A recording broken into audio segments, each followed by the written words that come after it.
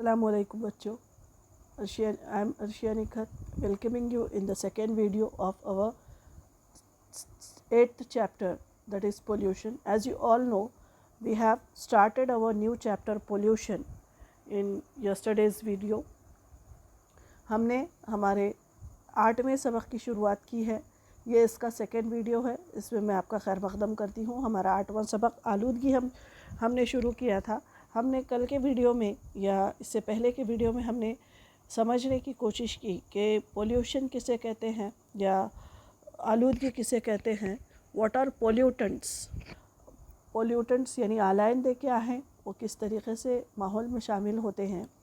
And types of pollutions में हमने सबसे पहले देखा आलूदगी के अक़साम में फ़िज़ाई आलूदगी किस तरह होती है, उसके वजूहात या असबाब क्या हैं और वो इंसानी ज़िंदगी पर किस तरह असरअंदाज होती है। Now in today's lecture we are going to learn about the effects of air pollution on environment. हम फ़िज़ाई आलूदगी से माहौल पर होने वाले असरात के बारे में इस लेक्चर में मालूमात हासिल करेंगे। तो बच्चों, first effect on our environment is ozone layer depletion या ओजोन की तह में तख़फ़ीफ़। What is ozone layer depletion? Let us try to understand. Earlier in previous class we have studied that ozone layer is present below the stratosphere at the height of 48 kilometers from Earth's surface.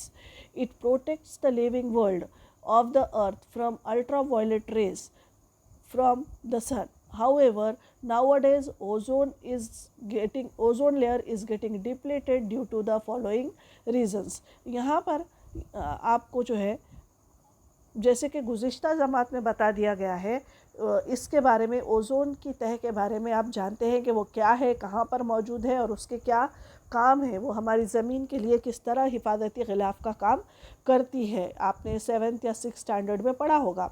तो वो कहाँ पर मौजूद है? वो ज़मीन की सतह से 48 किलोमीटर की बुलंदी पर मौजूद है, जो कि सूरज की बालाए बनफशी यानी अल्ट्रा वायलेट शुआओं को ज़मीन के तक पहुँचने में से हिफाजत करती है छतरी की तरह, और हम उसकी वजह से ज़मीन पर मौजूद जानदारों की हिफाजत होती है। लेकिन मुख्तलिफ़ वजूहात की बिना पर ओज़ोन की तह को ख़तरा लाहक हो गया है। First of all let us try to understand what is ozone.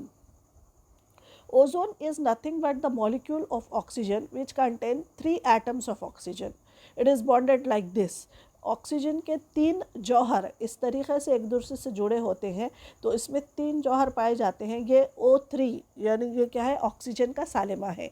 तो कुछ और ऐसा ग़िलाफ़ अलग से जैसे पतला कपड़े वगैरह का कोई ग़िलाफ़ अल्लाह ताला ने या छतरी के जितने नहीं बने, बल्कि ये एक ऑक्सीजन के 3 ऑक्सीजन के जौहरों से बनने वाले सालिम O3 की एक लेयर या एक हिफाजती ग़िलाफ़ हमारी ज़मीन की सतह से कुछ ऊंचाई तक हमारा एटमॉस्फेयर है। एटमॉस्फेयर यानी माहौल जिसमें हवा, फ़िज़ाई ग़िलाफ़ जिसको हम कहते हैं, वो जहाँ ख़त्म होता है उसी के ऊपर ये ओज़ोन की लेयर है और उसके ऊपर स्ट्रेटोस्फेयर शुरू होता है।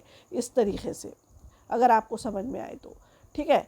तो यहाँ पर हमारे ज़मीन पर हम जो आमाल करते हैं, जैसे कि यहाँ पर इस तस्वीर के थ्रू मैं आपको बताने की कोशिश करूँगी कि ईंधनों का जलना, स्प्रेज़ वग़ैरह का यूज़ करना, तो कार वग़ैरह में या सवारियों में ईंधन का जलना, या जो हमारे कारखाने हैं या उनसे जो निकलने वाला धुआं है उसमें कार्बन डाइऑक्साइड, क्लोरोफ्लोरोकार्बन्स या मीथेन गैस जब ये खारिज होती है तो ये सीधे हवा में जाकर हमारे इस ओज़ोन के साथ अमल करती है। ये जो ओज़ोन लेयर है, ये ओज़ोन क्या है, दरअसल ऑक्सीजन है।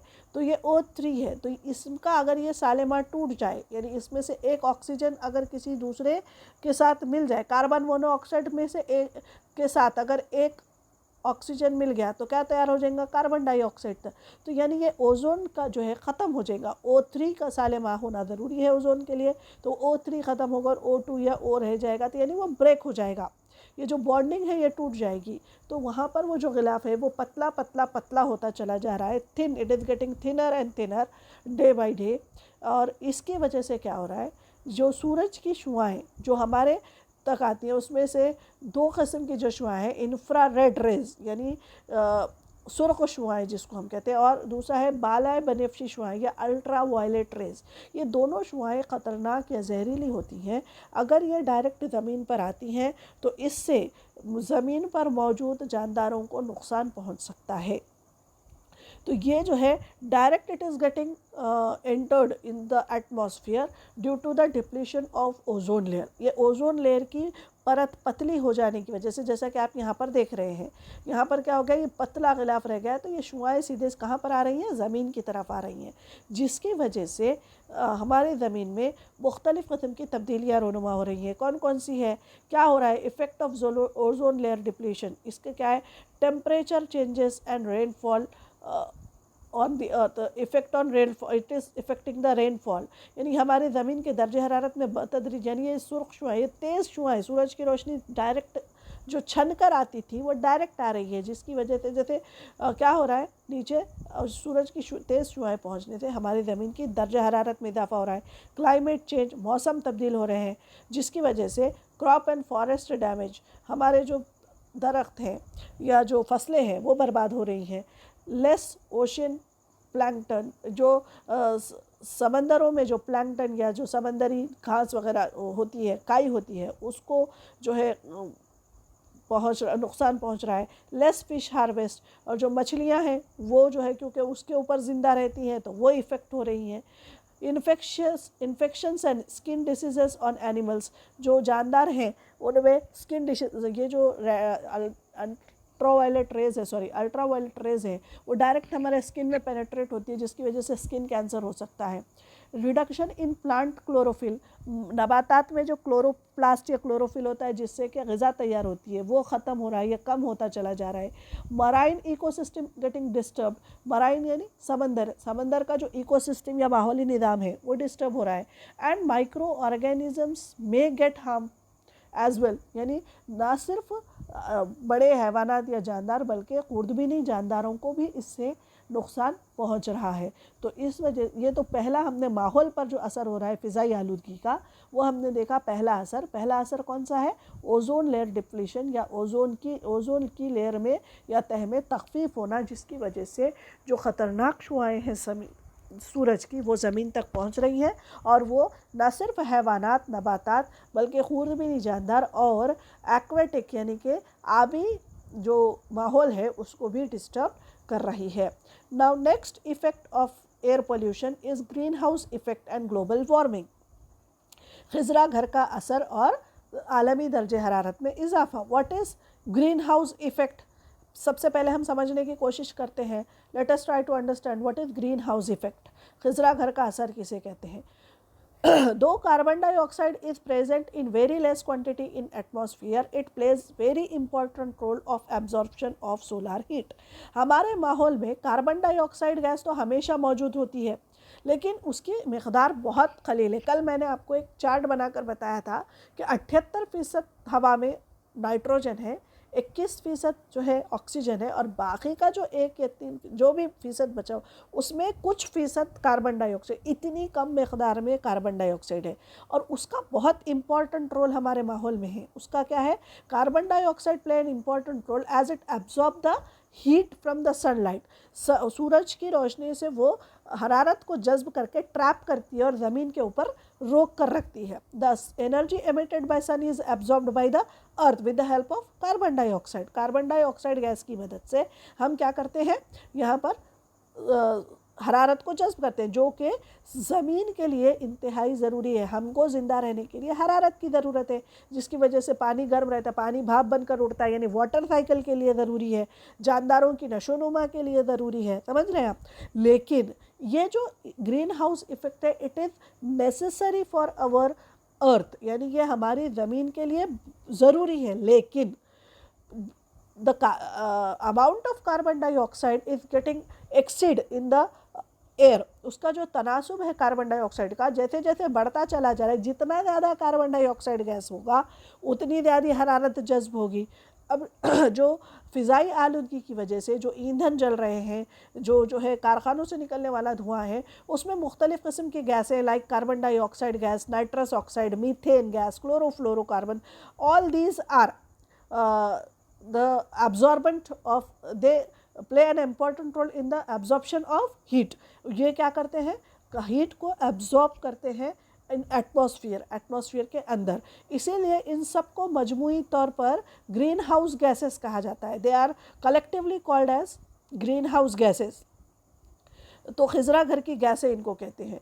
तो ये माहौल में मौजूद होती है लेकिन बिल्कुल खलील या कम मकदार में। लेकिन आजकल सवारियों के यानी हमारे माहौली निज़ाम में बिगाड़ पैदा हो गया है, या जो पोल्यूशन, एयर पोल्यूशन बढ़ गया, उसकी वजह से इनकी मकदार में भी इजाफा होगा। किनकी?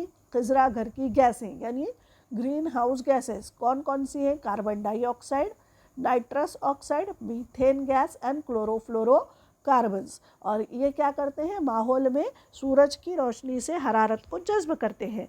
क्योंकि इनकी मकदार में इजाफा हो गया है, इसलिए माहौल में ज़्यादा से ज़्यादा हरारत जज्ब हो रही है। तो it is the adverse effect of green house gas. ये जो है ग्रीन हाउस गैस का क्या है? ये गलत असर हमारे माहौल पर पड़ रहा है। इसका असर सीधे कहाँ हो रहा है? Our earth is getting hot और it is becoming warm, so it is called as global warming या आलमी दर्जे हरारत का बढ़ना। तो उसकी वजह से मौसमों में तब्दीली, मुख्तलिफ़ किस्म की तब्दीलियाँ। Global temperature is gradually increasing due to green house effect.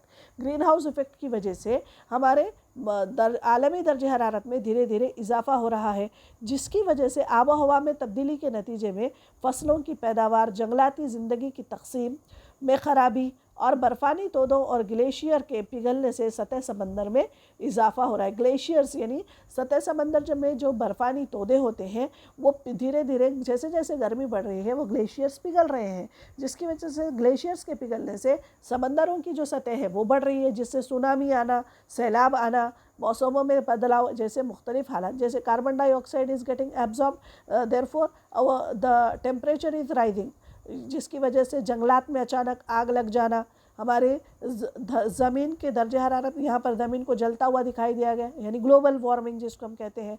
और बर्फ़ानी तोदों के खिसकने से या पिघलने से जो जानदार बर्फ़ों पर जिंदा, जैसे कि पोलार बेर जिसको हम कहते हैं, पोलार बेर ये जो है भालू है जो बर्फ़ानी इलाक़ों में पाया जाता है, ये एक्सटिंक्ट यानी ख़त्म होता चला जा रहा है क्योंकि समंदरों में बर्फ़ पिघलती चली जा रही है। यहाँ पर ये तस्वीर बता रही है कि जो बड़े बड़े बर्फ़ानी तोदे हुआ करते थे किस तरह पिघलकर छोटे छोटे टुकड़ों में रह गए हैं और ये भालू उन पर सिमट कर रह गया है, यानी उसका मिस्कन ख़त्म हो रहा है। तो this is the effect of global warming on the earth और environment. Now third effect of air pollution on the environment is acid rain, यानी तेज़ाबी बारिश। क्या है? What is acid rain? Oxides of sulfur and nitrogen are released into atmosphere through burning of coal, timber and fuel oils. Those oxides mix with rainwater and forms acid like sulfuric acid, nitric acid and nitrous acid, etc. These acid mix with raindrops and snowflakes and come down as rain, called as acid rain. Let us try to understand what is acid rain या तेज़ाबी बारिश। हम जब ईंधन जलाते हैं, when we burn the fuels like coal, है ना, कोयला, लकड़ी, मादनी तेल को जब जलाया जाता है, बर्निंग फ्यूल्स, उससे जो गैसें खारिज होती हैं, sulphur dioxide, nitrogen dioxide, carbon dioxide, यानी oxides of nitrogen, sulphur and carbon, they get mixed with water, यानी जो भाप बनता है, जो बादल तैयार होते हैं, वो वहाँ जाकर उसके साथ रिएक्ट करता है और क्या तैयार करता है? वो जो एसिड तैयार करता है। एसिड यानी कौन कौन से? Sulphuric acid, nitrous acid, nitric acid, है ना, HNO3, H2SO4 एक्सेट्रा। वो पानी, बारिश के पानी के साथ मिलते हैं तो वो पानी कैसा हो जाता है? तेज़ाब मिलने से तेज़ाबी हो जाता है। When it come down in the form of rain, it is called as acid rain. जब वो ज़मीन पर बरसता है बारिश की सूरत में, उसी को हम क्या कहते हैं? तेज़ाबी बारिश कहते हैं। And it damage the animals and plants, जो कि नबातात और हैवानात को तबाह करता है। Now let us see what are the effects of acid rain. आपको समझ में आ गया कि एसिड रेन या तेज़ाबी बारिश कैसे होती है। ईंधनों को जलाने से sulphur dioxide, nitrogen dioxide, carbon dioxide जैसी गैसें खारिज होती है, जो आबी बुखारात के साथ मिलकर तेज़ाब तैयार करती है। जब वो भाप या पानी के बुखारात के साथ मिलकर बारिश की सूरत में नीचे आती है, तो उसी को हम तेज़ाबी बारिश कहते हैं। Now let us see what are the adverse effect of the acid rain. Acidity of soil and water bodies increases due to acid rain. It harms the aquatic organisms, plants and entire forest life. Total ecosystems are adversely affected. यानी इसकी वजह से, तेज़ाबी बारिश की वजह से मिट्टी और पानी के ज़खायर की तेज़ाबियत बढ़ती है। यानी वो तेज़ाब मिलने से उसकी तेज़ाबियत बढ़ जाती है, एसिडिटी बढ़ जाती है, जिसकी वजह से जो कि ज़मीन पर या पानी में रहने वाले हैवानात और नबातात के लिए नुकसानदेह है, जंगलाती ज़िंदगी को नुकसान पहुंचता है और पूरे माहौली निज़ाम पर इसके मुज़िर असरात नज़र आते हैं। जैसे कि यहाँ पर जंगलात तबाह हो गए, यहाँ पर आपको इस फोटो में नज़र आए, साथ में वाटर बॉडीज़ है ना, यह तबाह हो गए हैं। Next one is erosion of buildings, burst, historical monuments, bridges, metal idols, wire fences, etc.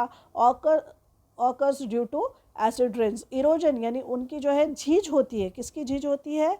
इमारतों, मुजस्समे, तारीख़ी इमारतों, पुल, धाती मूर्तियों और तारों की बाड़ वगैरह को जंग लग जाती है उनके। यानी यहाँ पर आपको नज़र आ रहा है ये सब जो है तार वगैरह है, ये डैमेज हो गए। ये धाती मूर्तियाँ हैं जो कि बर्बाद हो गई हैं एसिड रेन की वजह से, है ना। और सबसे मोनूमेंट्स यानी जो तारीख़ी इमारतें हैं, हमारे पास, हमारे हिंदुस्तान का सबसे ज़्यादा खूबसूरत और तारीख़ी इमारत है ताजमहल। उसकी खासियत ये है कि ये वाइट कलर के मार्बल से बनाया गया है ना। तो ये वहाँ पर भी अतराफ़ में मथुरा ऑयल रिफाइनरीज़, यानी जहाँ पर तेलों के जो कच्चा तेल तैयार करने के जो ऑयल रिफाइनरीज़ वहाँ पर मौजूद थे, उनसे निकलने वाले धुएँ में सल्फ़र डाइऑक्साइड वगैरह की वजह से वहाँ पर भी तेज़ाबी बारिश हुई थी। और उस तेज़ाबी बारिश की वजह से हमारा जो ताजमहल जो सफ़ेद दूध की तरह सफ़ेद नज़र आता था, आज उसके पत्थर इस तरीके से पीले पड़ गए हैं, जो कि उसकी खूबसूरती को मांद कर रहे हैं। तो तारीख़ी इमारतें भी इससे जो है डैमेज होती हैं। तेज़ाबी बारिश बिलवास्ता तौर पर कैडमियम और पारा जैसी भारी धातुओं को बहा ले जाती है, जो नबातात में जज्ब होकर ग़िज़ाई जाल में शामिल होती हैं। यानी वो पानी के साथ वाटर बॉडीज़ में शामिल हो जाती हैं, कैडमियम और पारा जैसी भारी धातें जो कि ज़मीन में से बहा कर ले जाती हैं। और इसकी वजह से मछलियों में, मछलियों से जानवरों में, जानवरों से मछलियों के थ्रू इंसानों में भी वो शामिल होकर उससे मुख्तलिफ़ किस्म की बीमारियाँ होती हैं। पानी के ज़खायर और पानी के पाइपों में पानी तेज़ाबी होने से, पानी के पाइपों में मौजूद धातु और प्लास्टिक के पानी में शामिल होने से सेहत के संगीन मसाइल पैदा होते हैं। It affects our health very adversely. Serious problems और health problems can arise due to the acid rain. समझ में आई बात? इस तरीके से acid rain can be harmful for not only for living organisms but for the environment also. Now जैसा कि आपने देखा कि एयर पोल्यूशन हमारे माहौल को नुकसान पहुंचाता है, जानदारों को नुकसान पहुंचाता है, तो क्या करना चाहिए? We should take some preventive measures to avoid air pollution. हमको कुछ एहतियाती तदाबीर या उठाने चाहिए ताकि फ़िज़ाई आलूदगी पर कुछ इंसदादी तदाबीर उठाने चाहिए ताकि इसको कम किया जा सके। So what are these preventive measures? First, smoke emerging from factories contains harmful particles, hence pollution controlling machinery should be used, for examples arresters, filters, etc. यानी कारखानों से निकलने वाले धुएं में कई जो आलूदा ज़र्रात होते हैं जिसकी वजह से फ़िज़ाई आलूदगी होती है, तो उसको उसमें उन मशीनों में कुछ ऐसे आलात का इस्तेमाल करना लाजमी हो जाना चाहिए जिसकी वजह से, जैसे कि अरेस्टर्स यानी मज़ाहमती आलात हैं जो धूल के ज़र्रात को या ऐसे ज़र्रात को वहाँ पर रोक ले, छान ले।